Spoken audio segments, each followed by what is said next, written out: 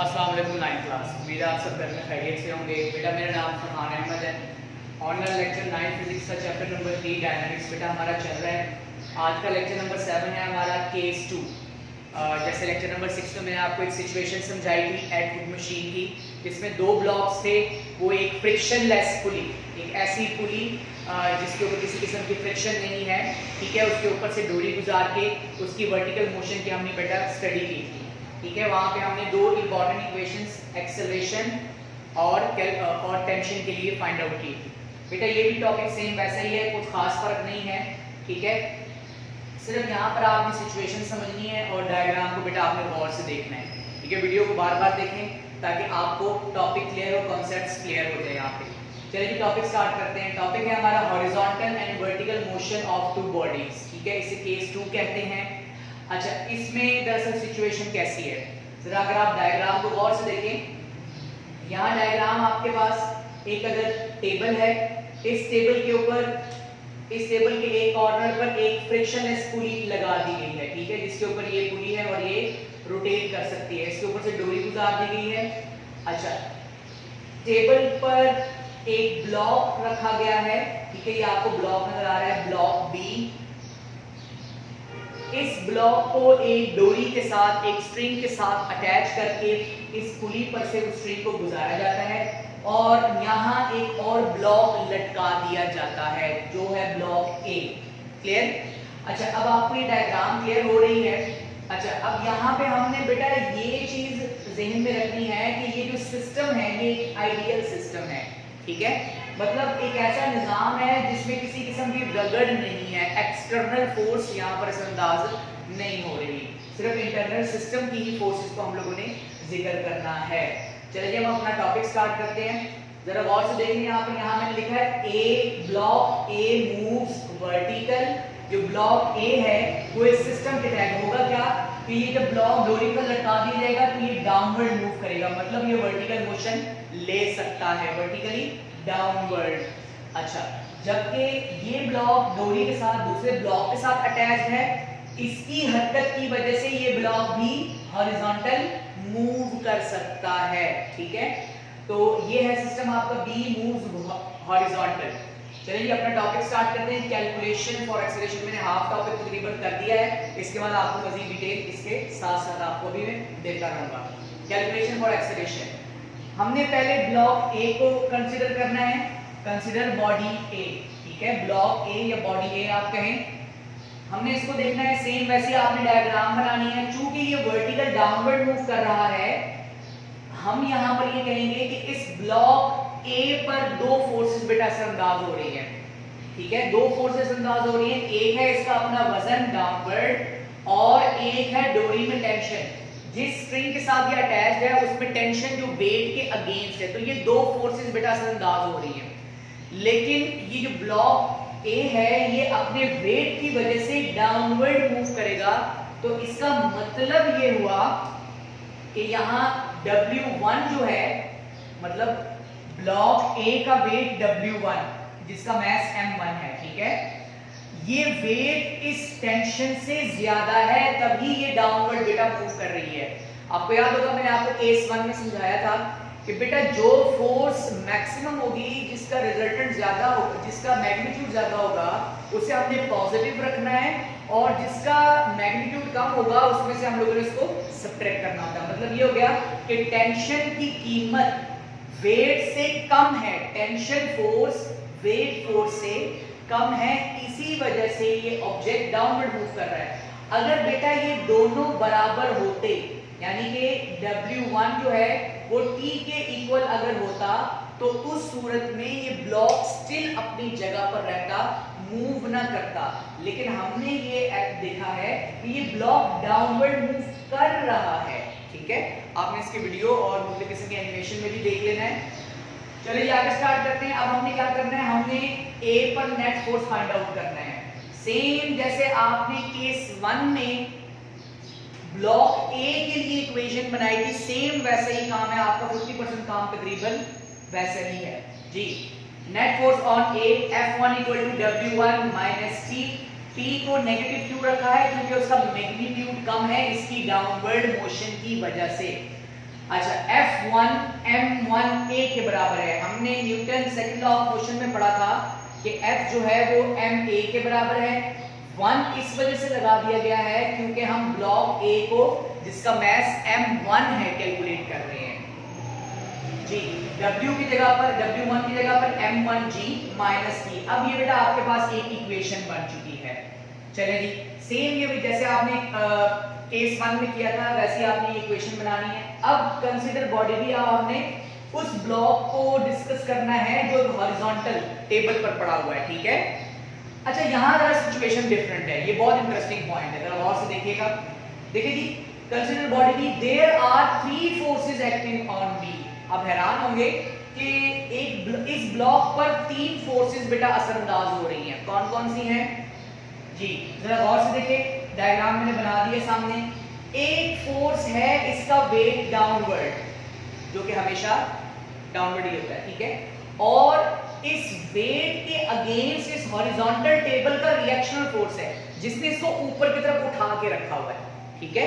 तो दोनों फोर्सेस बेटा चूंकि बराबर हैं, ये वेट हो गया डाउनवर्ड और ये टेबल का रिएक्शन अपवर्ड। दोनों फोर्सेस चूंकि बराबर हैं, ठीक है, इक्वल इन मैग्नीट्यूड है, ऑपोजिट इन डायरेक्शन है, इस वजह से आगे इसका जिक्र आएगा कि एक दूसरे को कैंसिल कर रही है। दो फोर्सेस ही होगी, वेट डाउनवर्ड एक्शन और टेबल का रिएक्शनल फोर्स। रद्द-ए-अमल के तौर पर जो टेबल ने इसको ऊपर उठा के रखा हुआ होता है, जैसा बेटा हम लोगों ने Newton third law of motion में भी पढ़ा था। अच्छा, दो फोर्सेस ही होगी। तीसरी फोर्स कौन सी है? ये जो ब्लॉक है ये धागे के साथ, एक स्ट्रिंग के साथ, डोरी के साथ अटैच है बेटा। उस डोरी में भी तनाव पैदा हो रहा है, एक स्ट्रेसेस उसके अंदर क्रिएट हो रही है, टेंशन क्रिएट हो रही है, तो वो टेंशन भी एक फोर्स है। तो 3 फोर्सेस हो गई बेटा इस हॉरिजॉन्टल टेबल पर जी। इसका जिक्र किया गया है। Number 1, tension in the string causes horizontal motion on table। ये फोर्स, ये टेंशनल फोर्स जो कि इस ब्लॉक में हॉरिजॉन्टल मोशन का बाइस बनती है। दूसरी फोर्स कौन सी है? Weight of the block W downward, इसका ब्लॉक W2 डाउनवर्ड, ठीक है। और तीसरी force reaction force of the table R upward. Clear हो गया जी? चलिए जी, हम आगे स्टार्ट करते हैं।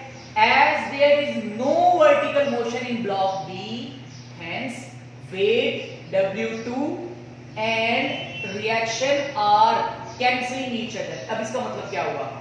देखिए जी, सिंपल सी बात है कि अगर आप एक टेबल पर एक ब्लॉक को या एक ब्रिक को पड़ा हुआ देखते हैं, ठीक है, तो जब वो ब्रिक ऊपर मौजूद है तो आपकी ऑब्जर्वेशन ये है कि ब्रिक का, उस ईंट का वजन डाउनवर्ड है एज एन एक्शन, वेट उसका जो वेट है डाउनवर्ड एज एन एक्शन, और टेबल ने उसको उठा के रखा हुआ है, उसको लिफ्ट करके रखा हुआ है एज ए रिएक्शनल फोर्स। तो अगर दोनों फोर्सेस बराबर हैं, ठीक है, दोनों फोर्सेस जब बेटा बराबर होंगी, ऑपोजिट डायरेक्शन में होंगी, तो वो दोनों फोर्स एक दूसरे को कैंसिल करेंगी। मतलब ये W और W2 और R दोनों बराबर है। मतलब मैं यहां लिख देता हूं R2 equals to W, sorry, R equals to W2, ठीक है। W2 is the weight of the block D, reaction R। तो ये दोनों एक दूसरे के इक्वल होने की वजह से एक दूसरे को कैंसिल करते हैं। अब हम आगे चलेंगे। सो नेट फोर्स, अब कौन सी फोर्स रह गई है? मतलब इन दोनों का जो रिजल्टेंट होगा वो 0 होगा। क्लियर? ये दोनों बराबर हैं, मतलब अगर आप इन दोनों को ऐड करते हैं तो आपके पास रिजल्टेंट क्या निकलता है? 0 निकलता है। तो अब बेटा इस ब्लॉक पर एक ही फोर्स रह गई है, वो है टेंशन T। हम इसको लेके चलेंगे F2 equals to T। देखिए यहाँ पर बाकी मामला नहीं आएंगे। उसकी वजह क्या है? उसकी वजह यह है कि R और W2 एक दूसरे के इक्वल है और इनका रिजल्टेंट 0 होता है, क्योंकि किसी किस्म की मोशन नहीं है, ऑब्जेक्ट रेस्ट कंडीशन में, इक्विलिब्रियम की हालत में है। अच्छा, F2 की जगह आ जाएगा M2A equals to T। ये इक्वेशन नंबर 2 बन चुकी है। अब हम आगे चलते हैं। अब हमारे पास दो बड़ी इक्वेशन है, इक्वेशन 1 एंड इक्वेशन 2। सेम वैसे जैसे आपने केस 1 में किया था, एडिंग 1 and 2, 1 and 2। आपने 1 और 2 को ऐड कर देना है। कैसे ऐड करना है? इस इक्वेशन की लेफ्ट, इक्वल के लेफ्ट साइड जो आपका फैक्टर है वो इक्वेशन 2 के लेफ्ट साइड फैक्टर के अंदर आप ऐड करते हैं। तो सिचुएशन कुछ ऐसे बन जाती है, m1a bracket close plus g, m2a bracket close equals to g, m1g minus t plus और m2a की जगह पर t आ जाएगा जी। अब इक्वेशन क्या बन गया आपके पास, m1a plus m2a equals to m1g minus t plus t जी। माइनस t और प्लस t आपस में कैंसिल हो गए। अब आपके पास इक्वेशन क्या बन गई है, यहां से आप a कॉमन ले लें बेटा, m1a प्लस m2a में से a कॉमन ले लें, a into m1 plus m2 equals to m1g। अब देखिए इक्वेशन हमें कुछ बनती नजर आ रही है। हम एक्सेलरेशन की कैलकुलेशन फाइंड आउट कर रहे थे, जैसे आपने केस 1 में किया था, सेम वही काम करना है। a के साथ ये m1 प्लस m2 का फैक्टर जो है वो मल्टीप्लाई हो रहा है इक्वल की एक तरफ, ये दूसरी तरफ डिवाइड हो जाएगा। तो इक्वेशन क्या बनेगी, a equals to m1g divided by m1 plus m2. So it is the equation for the calculation of acceleration according to case 2. Case 2 के लिहाज से आपके पास अगर दो ऑब्जेक्ट, दो ब्लॉक्स के मैसेज दिए गए हों, m1 और m2 दिए गए हों, और आपको एक्सेलरेशन फाइंड आउट करने का कहा जाए, तो आप बेटा एक्सेलरेशन के लिए ये फार्मूला लगाएंगे। ठीक है, हमने कैलकुलेट किया है, दोबारा देख लें। हमने क्या किया, इक्वेशन 1 और इक्वेशन 2 को ऐड कर दिया। ऐड करने के बाद t के साथ कैंसिल, a कॉमन ले लिया, m1 प्लस m2 a के साथ मल्टीप्लाई हो रहा है, इक्वल के दूसरी तरफ ये बेटा डिवाइड हो जाएगा। तो इस तरीके से आपके एक्सेलरेशन की वैल्यू बन चुकी है। अब हम आगे चलते हैं। अब हमारे पास नेक्स्ट जो जनरल हेडिंग आएगी, ये देखें, ये जनरल हेडिंग है, बाकी जितने अंडरलाइन किए ये इसकी डेरिवेटिव हेडिंग है, ये भी आप देंगे जी। अब जो आपके पास नेक्स्ट हेडिंग आ रही है उसे हम कहेंगे calculation for tension. Calculation for tension. देखिए जो इस स्ट्रिंग के अंदर टेंशन क्रिएट हो रही है वो कितने न्यूटन है, वो कितने न्यूटन की फोर्स लग रही है, वो भी हमने बेटा यहाँ कैलकुलेट करनी है। अब हमारे पास दो बड़ी इक्वेशंस है बेटा, इसे आप तीन बड़ी इक्वेशंस हैं। ठीक है, इक्वेशन 1, 2 एंड 3। अब हमने t की वैल्यू फाइंड आउट करनी है। हम एक काम करते हैं, यूजिंग इक्वेशन 2 हम इक्वेशन 3 को 2 में पुट कर देते हैं, बहुत आसान है। ठीक है, इक्वेशन 2 क्या है आपके पास, t इक्वल्स टू m2a, और इक्वेशन 3 क्या है, अब हम लिखेंगे यहाँ पर पुट 3, मतलब इक्वेशन 3 को आप 2 में पुट करने इन 2 जी। t एज इट इज आ जाएगा इक्वल्स टू m2, a की जगह पर a की वैल्यू लगाएंगे अब आप। ठीक है, हम वैल्यूज पुटिंग कर रहे हैं तो कुछ सिचुएशन ऐसे बन जाएगी, m1g divided by m1 plus m2। गौर से देखिए आप, अब हम कैलकुलेशन कर रहे हैं टेंशन की। हमने इक्वेशन 2 को यूज किया, बहुत आसान, बहुत बेसिक इक्वेशन है, t equal to m2a, t as it is आ जाएगा। इक्वेशन 3 को हमने इक्वेशन 2 में पुट करना है, t equals to m2 as it is, और a की जगह पर हमने a की वैल्यू लगा दी, यहां से देखिए जिसे हमने पीछे कैलकुलेट किया है। सिंपल हो गया आपका काम। अब t इक्वल्स टू, इसको इसके साथ मल्टीप्लाई कर दें, t equals to m1 m2g divided by m1 plus m2। बहुत आसान है बेटा ये, फर्स्ट केस के लिहाज से, केस 1 के लिहाज से ये बहुत इजी है। ठीक है, इसमें कोई एलसीएम वाला मामला नहीं है, बहुत इजी काम है आपका, और ये बेटा बहुत इंपॉर्टेंट भी है। ठीक है जी, आपने वीडियो को बार बार देखना है, आपने डायग्राम की प्रैक्टिस भी करनी है।